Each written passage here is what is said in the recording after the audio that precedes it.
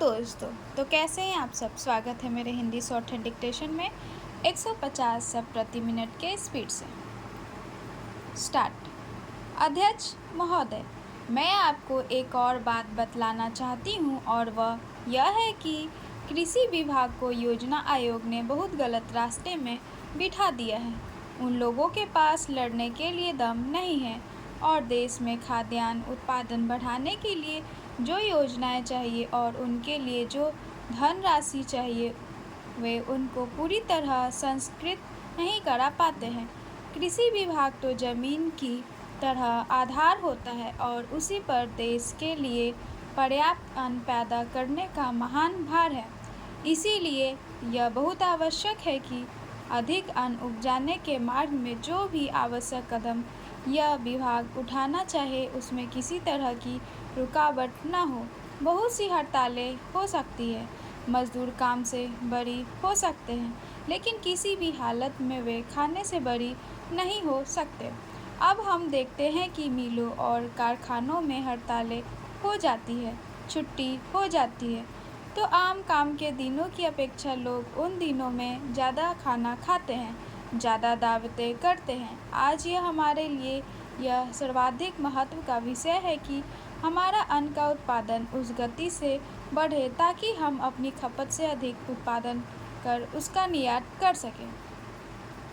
सरकार तथा इस मंत्रालय के लिए यह समस्या एक बड़ा सिरदर्द पैदा कर रही है।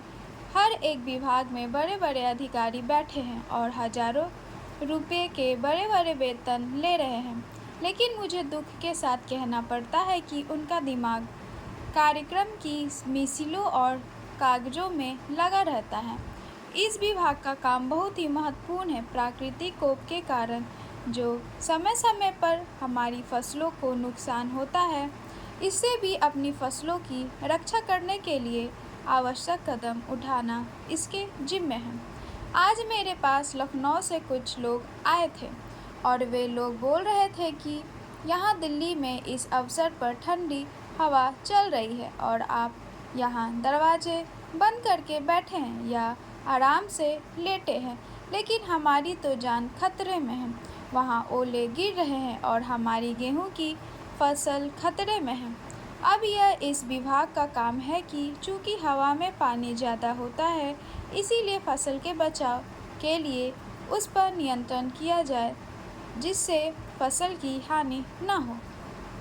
अध्यक्ष महोदय, वह हिम्मत करे जिससे देश में ज़मीन जोतने वाले को मिले और जो मेहनत नहीं करते उनसे ज़मीन लेकर उसका बंटवारा कर दिया जाए। मुझे आश्चर्य हुआ जब मैंने इस प्रतिवेदन को आरंभ से अंत तक देखने की कोशिश की और इसमें अंग्रेजी का इतना समर्थन मेरी समझ के बाहर की बात थी। अंग्रेजी के समर्थन के साथ रोमन लिपि तक का समर्थन किया गया है। जब हमारे संविधान में देवनागरी लिपि को राष्ट्रीय लिपि माना गया है और आज भी हिंदी देवनागरी लिपि में लिखी जाती है, मराठी देवनागरी लिपि में लिखी जाती है, अन्य भाषाएं अपनी अपनी लिपि में लिखी जाती है। रोमन लिपि के लिए इस आयोग की रिपोर्ट में किस प्रकार कहा गया, रोमन लिपि की बात कैसे इसमें आई, यह मैं कम से कम नहीं समझ पाया। पर एक बात देखने योग्य है कि अंग्रेजी का इतना समर्थन होने के बाद भी और कई विदेशी विशेषज्ञ इस आयोग के सदस्य होने पर भी अंत में उन्होंने भी माना कि अंतर्गोत्व शिक्षा का माध्यम प्रादेशिक भाषाएं होगी। आयोग को यह भी मानना पड़ा कि अंग्रेजी के माध्यम रहने से देश की हानि हो रही है और संसार के किसी भी देश में ऐसी स्थिति नहीं है। आयोग स्वयं इस बात को स्वीकार करता है कि इस प्रकार विदेशी भाषा के माध्यम से हमारे देश की कितनी हानि हो रही है। मैं त्रिसूत्री भाषा फॉर्मूले का समर्थक हूँ। हिंदी साहित्य सम्मेलन, जो हिंदी की सर्वमान्य संस्था है जिसका इस समय मैं अध्यक्ष हूँ, उस सम्मेलन ने भी त्रिभाषा फॉर्मूला को स्वीकार किया। यद्यपि हम यह उचित समझते थे द्विभाषा फॉर्मूला रहता, एक मातृभाषा और दूसरी राष्ट्रभाषा, लेकिन हमें इस बात का भय था कि यदि द्विभाषा फॉर्मूला रहेगा तो मातृभाषा और अंग्रेजी रहेगी। इसीलिए हमने विवश होकर, प्रेम से नहीं, उत्साह से नहीं, बल्कि लाचार होकर त्रिभाषा फॉर्मूला स्वीकार किया कि मातृभाषा रहे, हिंदी रहे और तीसरी भाषा अंग्रेजी या कोई भी दूसरी भाषा रह सकती है। कहा जा सकता है कि हमारे यहाँ अभी स्नातकोत्तर पढ़ाई के लिए पर्याप्त साहित्य नहीं है। बड़ी गलत बात है यह। अभी सरकार के द्वारा ही कुछ महीने पहले यहाँ पर एक प्रदर्शनी हुई थी।